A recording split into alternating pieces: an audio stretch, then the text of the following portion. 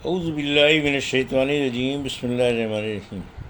الحمد للہ رب العالمین، والصلاة والسلام علی سید المرسلین وخاتم النبیین، اما بعد۔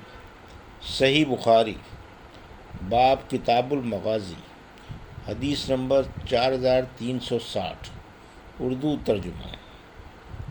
غزوہ سیف البحر کا بیان۔ یہ دستہ قریش کے قافلے تجارت کی گھاٹ میں تھا۔ اس کے سردار حضرت ابو عبیدہ بن جراح تھے۔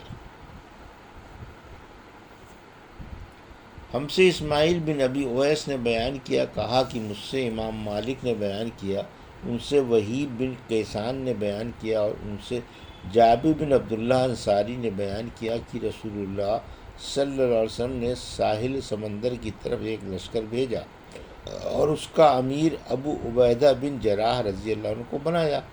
اس میں 300 آدمی شریک تھے۔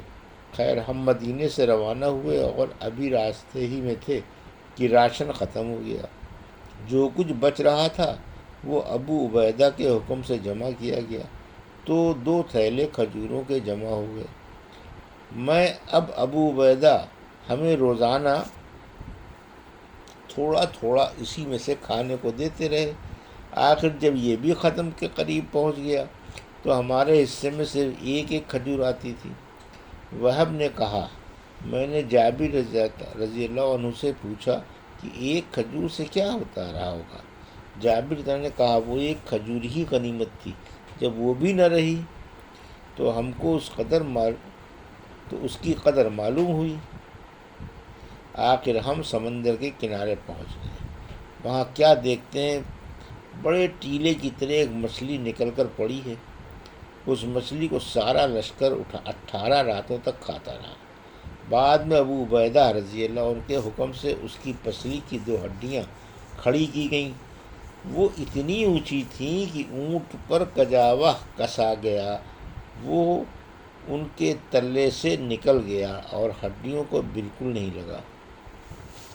حدیث نمبر 4361، اردو ترجمہ۔ ہم سے علی بن عبداللہ مدینی نے بیان کیا، کہا ہم سے سفیان بن عینیہ نے بیان کیا، کہا کہ ہم سے عمرو بن دینار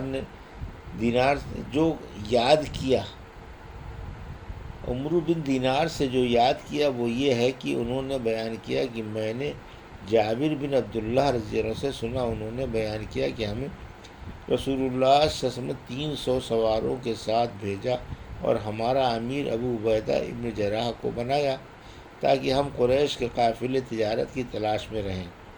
ساحل سمندر پر ہم 15 دن تک پڑاؤ ڈالے رہے۔ ہمیں اس سفر میں بڑی سخت بھوک اور فاقے کا سامنا کرنا پڑا، یہاں تک نوبت پہنچی کہ ہم نے ببول کے پتے کھا کر وقت گزارا۔ اسی لیے اس فوج کا لقب پتوں کی فوج ہو گیا۔ پھر اتفاق سے سمندر نے ہمارے لیے ایک مچھلی جیسا جانور ساحل پر پھینک دیا۔ اس کا نام عنبر تھا۔ ہم نے اس کو 15 دن تک کھایا اور اس کی چربی کو تیل کے طور پر اپنے جسموں پر ملا۔ اس سے ہمارے بدن کی طاقت و قوت پھر لوٹ آئی۔ بعد میں ابو عبیدہ رضی اللہ عنہ نے اس کی ایک پسلی نکال کر کھڑی کروائی، جو لشکر میں سب سے لمبے آدمی تھے انہیں اس کے نیچے سے گزارا۔ سفیان بن عینیہ نے ایک مرتبہ اس طرح بیان کیا کہ ایک پسلی نکال کر کھڑی کر دی اور ایک شخص کو اونٹ پر سوار کرایا، وہ اس کے نیچے سے نکل گیا۔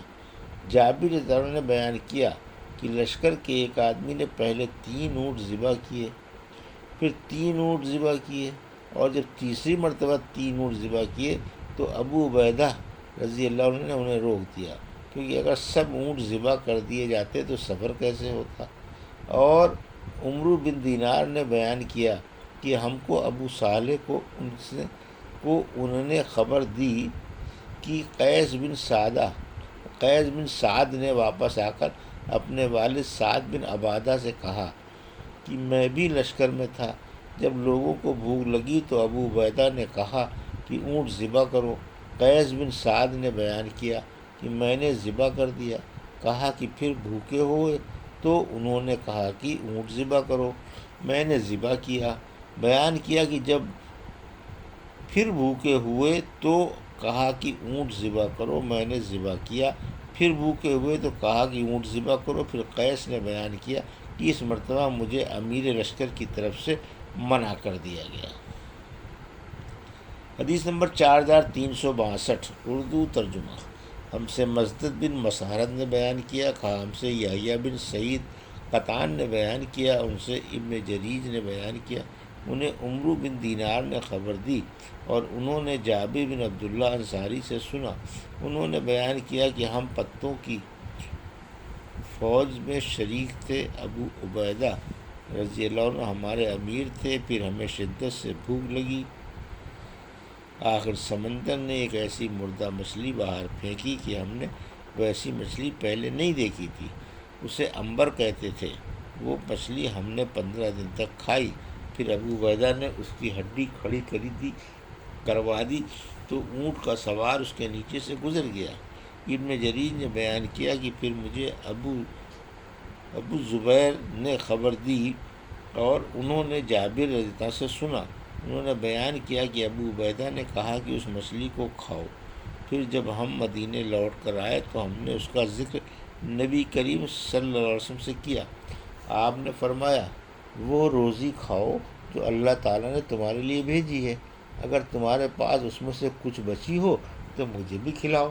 چنانچہ ایک آدمی نے اس کا گوشت لا کر آپ صلی اللہ علیہ وسلم کی خدمت میں پیش کیا اور آپ صلی اللہ علیہ وسلم نے اسے تناول فرمایا۔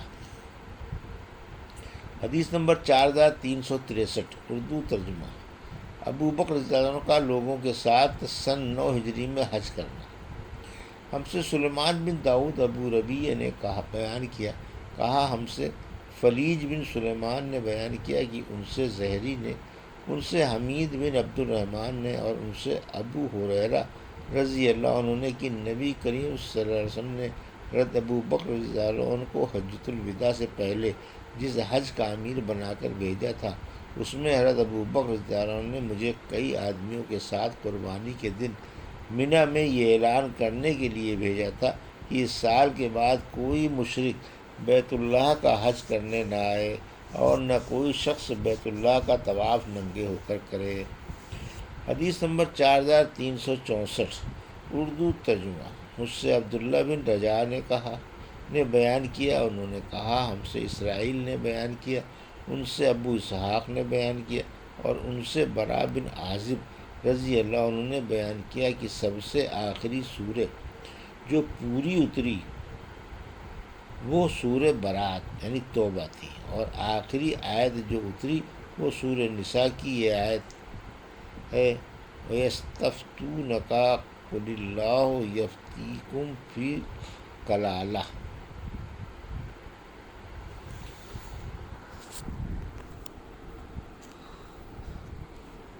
یہ تھی صحیح بخاری باب کتاب المغازی کی حدیث نمبر 4360 سے 4364 کا اردو ترجمہ جو ابھی آپ نے سماعت فرمایا۔ اللہ سے دعا ہے کہ اللہ ہمیں حدیثوں کی صحیح سمجھ عطا فرما اور ان پر عمل کرنے کی توفیق عطا فرما، آمین یا رب العالمین۔